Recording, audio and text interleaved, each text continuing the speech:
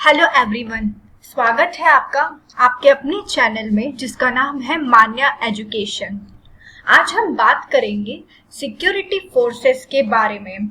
हमारा देश जो है वो सुरक्षा के लिहाज से, जनसंख्या के हिसाब से, क्षेत्रफल के हिसाब से बहुत ही बड़ा है। सभी लोगों को सुरक्षा प्रदान करना सरकार का एक बहुत बड़ा कर्तव्य है और सभी लोगों को सुरक्षा प्रदान करना जिम्मेदारी भी है सरकार की।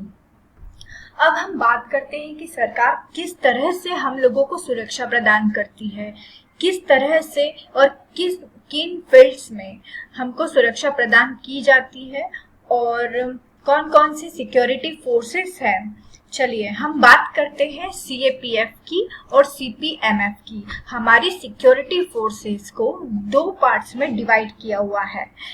पहली का नाम है सीएपीएफ। अब सीएपीएफ के बारे में थोड़ी सी हम जानकारी लेते हैं।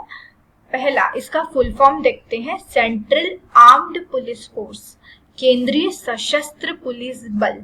इसके अंदर आते हैं हमारे 8 पुलिस बल, इसके अंदर आते हैं 8 पुलिस बल। और सीपीएमएफ जिसका फुल फॉर्म है central paramilitary forces, central paramilitary forces में आते हैं हमारे 2 पुलिस बल। इसका फुल फॉर्म है सेंट्रल पैरामिलिट्री फोर्सेस और हिंदी में इसे कहते हैं केंद्रीय अर्धसैनिक पुलिस बल। पहला हमने देखा सीएपीएफ, दूसरा हमने देखा CPMF, central armed police forces and central paramilitary forces. CAPF के अंतर्गत 8 पुलिस फोर्सेस आते हैं और सीपीएमएफ के अंतर्गत 2 पुलिस फोर्सेस आते हैं। अब हम बात करते हैं कि 8 पुलिस फोर्सेस कौन सी है। उसके बाद हम सीपीएमएफ के जो असम राइफल्स हैं और इंडियन कोस्ट गार्ड है, इन दोनों के बारे में बात करेंगे। सबसे पहले हम बात करते हैं सीएपीएफ के 8 पुलिस बल की। इसको हम डिवाइड करते हैं 6+2 के फॉर्म में। इसको ऐसे क्यों डिवाइड किया जाता है, इसका भी एक रीजन है। जो आपको 6 पुलिस फोर्सेस दिख रहे हैं, ये जो 6 पुलिस फोर्सेस आपको दिख रहे हैं, जिसका नाम है BSF, CRPF, ITBP, CISF, SSB और एनएसजी। ये 6 जो पुलिस फोर्सेस हैं ये आते हैं हमारे गृह मंत्रालय के अंतर्गत, इसलिए इनको 6+2 के फॉर्म में डिवाइड किया है। जो 2 पुलिस फोर्सेस हैं, बाकी के जो बचे हैं एसपीजी और RPF. SPG special protection group और RPF railway protection group. SPG जो है वो कैबिनेट मंत्रालय के अंतर्गत आता है, कैबिनेट सचिवालय के अंतर्गत आता है, और आरपीएफ जो है वो रेलवे के अंतर्गत आता है। ओके, अब हम फिर से चलते हैं सीपीएमएफ के जो 2 पुलिस फोर्सेस थे, असम राइफल्स और Indian coast guard. Assam rifles जो है उनका काम है, ये जो है ये हमारे देश की सबसे पुरानी फोर्स है, हमारे देश की सबसे पुरानी फोर्स है, सबसे पुराना अर्धसैनिक बल है। इसका मुख्यालय जो है वो शिलोंग में है और इसको कहते हैं नॉर्थ ईस्ट लोगों का मित्र, मतलब सबसे ज्यादा सुरक्षा ये देता है नॉर्थ ईस्ट लोगों को।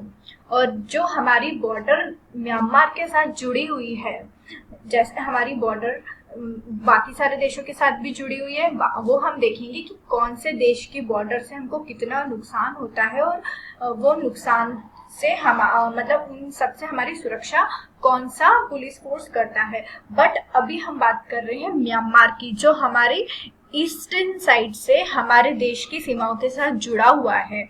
वहां से भी हमें आतंकवाद का खतरा है। वहां से हमारे देश में जो रोहिंग्या मुसलमान जो हमारे देश में घुसपैठ करते रहते हैं, बाकी और भी ऐसी बहुत सारे लोग हैं जो हमारे देश में इलीगल घुसने का काम करते हैं।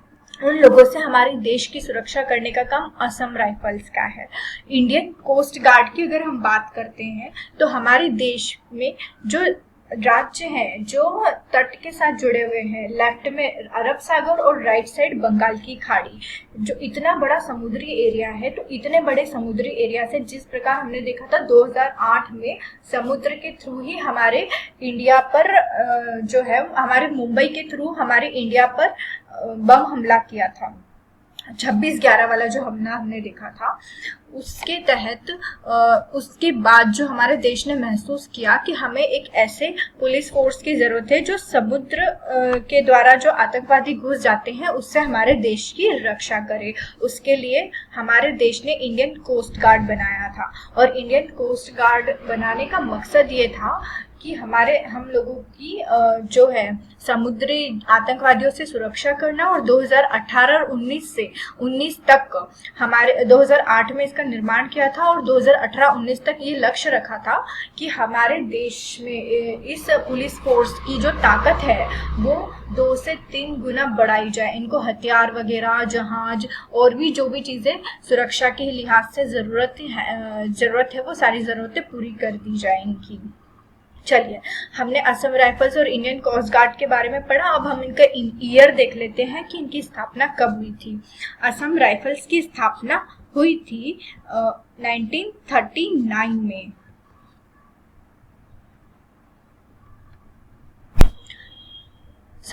असम राइफल्स की स्थापना हुई थी 1835 में, और इंडियन कोस्ट गार्ड की स्थापना हुई थी 2008 में मुंबई बम धमाके के बाद में। असम राइफल्स जो है वो गृह मंत्रालय के अधीन आता है, और इंडियन कोस्ट गार्ड जो है वो रक्षा मंत्रालय के अधीन आता है। चलिए, ये CPMF जो है ये हमारा पोर्शन खत्म होता है। अब हम बात करते हैं CAPF के बारे में।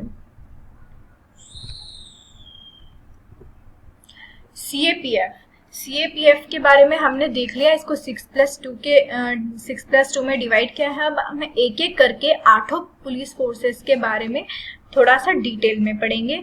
हम उतनी ही बात करेंगे जितनी हमारी एग्जाम के लिए इम्पोर्टेंट है और जितना हमारे जनरल नॉलेज के लिए इम्पोर्टेंट है। इसमें कितनी बटालियंस है और कितने लोग हैं वो जिसमें भी इम्पोर्टेंट होगा वो मैं आपके साथ शेयर करती जाऊंगी। उसके अलावा इसमें और कोई ऐसी इंफॉर्मेशन नहीं है जो आपको बहुत ज़्यादा एग्जाम के हिसाब से इम्पोर्टेंट हो। सबसे पहले हम बात करते हैं BSF के बारे में, जिसका फुल फॉर्म है बॉर्डर सिक्योरिटी फोर्सेस। अब बॉर्डर आ गई इसमें, तो बॉर्डर, अब इसका उद्देश्य हमको यहीं से पता चल जाना चाहिए। सबसे ज्यादा हमारी बॉर्डर पर लड़ाई किससे होती है? पाकिस्तान से। तो पाकिस्तान की सीमाओं के उधर जो आतंकवाद है उनसे हमारी पाकिस्तानी आतंकवादियों से हमारी रक्षा करना इस फोर्स का काम है। साथ में बांग्लादेश से जो भी घुसपैठिए आते हैं उससे हमारे देश की रक्षा करना भी इस फोर्स का कार्य है। पाकिस्तान और बांग्लादेश से हमारे देश की रक्षा करना इसका कार्य। इसका मोटो है जीवन पर्यंत कर्तव्य। हेडक्वार्टर देखें इसका नई दिल्ली में है। फाउंडर है खुसरो फरामोर्ज रुस्तम जी, इन्होंने इनकी स्थापना की थी। और सबसे पहले 1965 में इस फोर्स की जो स्थापना की गई थी, उसके बाद से इस फोर्स को और ज्यादा अपडेट करते जाते हैं। और ये हमारे अमित शाह जी जो कि मिनिस्ट्री ऑफ होम अफेयर्स हैं उनके अधीन है अभी, और गृह मंत्रालय के अधीन रहती है ये BSF। चलिए, अब हम बात करते हैं नेक्स्ट CRPF के बारे में, जिसका फुल फॉर्म है सेंट्रल रिजर्व पुलिस फोर्स। इसका हेडक्वार्टर है नई दिल्ली में, और इसका मोटो है सेवा और निष्ठा। इसका मोटो है सेवा और निष्ठा। और मिनिस्टर रिस्पॉन्सिबिलिटीज, मतलब ये किसके अधीन आता है? ये भी हमारे गृह मंत्रालय के अधीन आता है। अब अगर हम बात करें कि इसको फाउंड किसने किया था, इसको फाउंड किया था हमारे पार्लियामेंट ऑफ इंडिया ने। अब इसकी स्थापना कब हुई थी? 1939 में, और डेट है 27 जुलाई 1939। ईयर आपको याद रखना ज्यादा इम्पोर्टेंट है। बाकी अगर आपको डेट याद नहीं भी रहती है तो कोई इश्यू नहीं है। इस पुलिस फोर्स को क्राउन रिप्रेजेंटेटिव फोर्स कहते हैं। क्राउन रिप्रेजेंटेटिव फोर्स, जैसे सीआरपीएफ का फुल फॉर्म है CRP, central reserve police force, उस प्रकार से इसको क्राउन रिप्रेजेंटेटिव फोर्स भी कहते थे, crown representative police force. Okay, अब जो है हम बात करते हैं कि इसका मुख्य उद्देश्य क्या है। कानून व्यवस्था बनाए रखना पहला, विद्रोह, कोई विद्रोह होता है तो उसकी रोकथाम करना, जो हमारे देश में नक्सलवाद बढ़ रहा है उसकी रोकथाम करने का कार्य भी है, आम चुनाव करवाने में इनकी बहुत महत्वपूर्ण भूमिका होती है। जिस तरह से हम जम्मू कश्मीर में, अमरनाथ में घूमने के लिए जाते हैं तो वहाँ पे दर्शनार्थियों की सुरक्षा की जिम्मेदारी जो है वो भी सीआरपीएफ के अंतर्गत आती है। अब हम बात करते हैं आगे कि सीआरपीएफ जो है, थोड़ा सा डिटेल में अगर हम बात करें तो इसके अंदर 3 और इसकी स्पेशल पुलिस फोर्सेस हैं, 3 और है इसकी। पहली जो है वो है, 3 पुलिस फोर्स की बात करेंगे इसके अंदर हम। पहले है कोबरा कमांडर्स। कोबरा कमांडर जो है उनको गोरिल्ला युद्ध के लिए जाना जाता है। ओके, और कमांडो ऑपरेशंस और गोरिल्ला युद्ध के लिए वो फेमस है। दूसरा है रैपिड एक्शन फोर्स, घरेलू अशांति से निपटने के लिए जो सांप्रदायिक दंगे होते हैं, धर्म रिलेटेड जो दंगे होते हैं, उन सब से निपटने के लिए रैपिड एक्शन फोर्स को जो है वो तैनात किया जाता है। अब तीसरी जो फोर्स है उसका नाम है special duty group. Special duty कहाँ कहाँ है, स्पेशल ड्यूटी करनी होती है जहाँ पे हमारे देश के बहुत इम्पोर्टेंट हथियार पड़े हैं, जैसे परमाणु हथियार, इन सब से हमारे देश परमाणु हथियार जहाँ पे पड़े हुए उसकी सुरक्षा की जिम्मेदारी इनके हाथ में आती है। अगर कोई हमारे देश पर जैव रासायनिक हमला करता है तो उससे मुकाबला करने के लिए जो है स्पेशल ड्यूटी ग्रुप को तैनात किया जाता है। ओके, अगर अब हम आगे चलते हैं आईटीबीपी पे। आईटीबीपी का फुल फॉर्म है इंडो तिब्बतियन बॉर्डर पुलिस। ये हमारे और चीन की बॉर्डर के बीच में खड़ी होकर हमारे देश की सुरक्षा करती है। हमारे देश की जो जमीन है उसको चीन द्वारा हड़पे जाने से बचाने का काम करती है। इसका हेडक्वार्टर जो है वो न्यू दिल्ली में है। इसका मोटो है शौर्य, दृढ़ता, कर्मनिष्ठता। फाउंडेड इन 1962, 24 अक्टूबर 1962। गवर्नमेंट बॉडी जो है वो आती है मिनिस्ट्री ऑफ होम अफेयर्स। अगर इंडो तिब्बतियन फोर्स के बारे में हम थोड़ा सा और देखें कि इसकी स्थापना क्यों करी गई थी, तो जब 1962 में भारत और चीन का संघर्ष हुआ था तब हमारे देश को ऐसी पुलिस फोर्स की जरूरत थी जो हमारी चीन की जो खतरनाक सैन्य शक्ति थी उससे हमारे देश की रक्षा कर सके।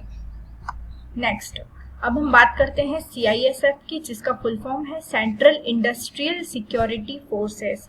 हमारे देश के जितने भी औद्योगिक इलाके हैं, औद्योगिक इकाइयां हैं, औद्योगिक क्षेत्र है, जैसे बंदरगाह, दिल्ली मेट्रो, इस्पात संयंत्र, बैराज, उर्वरक इकाइयां, हवाई अड्डे और केंद्रीय सार्वजनिक क्षेत्र हो गए, और ऐसे बहुत सारी जो है सेंट्रल इंडस्ट्रियल हमारी केंद्र सरकार की जो औद्योगिक इकाइयां ऐसी बहुत सारी है, जैसे नोट छपने का केंद्र हो गया, ऐसी जगह पर इस पुलिस फोर्स को तैनात किया जाता है। Founder parliament of India, founded in 10 March 1969। 10 March 1969। Headquarter is in New Delhi. Motto क्या है, protection and security. Parent agency है सीएपीएफ। अगर गवर्निंग बॉडी की बात करें तो ये भी हमारे गृह मंत्रालय के अधीन आती है। नेक्स्ट, एसएसबी, सशस्त्र सीमा बल। सशस्त्र सीमा बल की बात करें हम तो इसकी स्थापना हुई थी 1963 में और हेडक्वार्टर इसका न्यू दिल्ली में है। मोटो है सर्विस, सिक्योरिटी एंड ब्रदरहुड। इसकी गवर्निंग बॉडी है मिनिस्ट्री ऑफ होम अफेयर्स, ये भी गृह मंत्रालय के अंतर्गत आता है। अगर हम थोड़ी सी और डिटेल जानें कि एसएसबी जो है उसका उद्देश्य क्या है। तो एसएसबी का उद्देश्य है ये नेपाल और भूटान से जो हमारी सीमाएं जुड़ी हुई है उससे हमारे देश की रक्षा करता है। जिस तरीके से पाकिस्तान से कुछ आतंकवादी नेपाल के थ्रू हमारे भारत में एंटर करते हैं, तो वहां पर नेपाल की जो प्रोटेक्शन फोर्सेस है वो इतनी स्ट्रांग नहीं है कि वो हमारे भारत की भी रक्षा कर ले, अपने भी देश की रक्षा कर ले, इतना पावर उनमें है नहीं।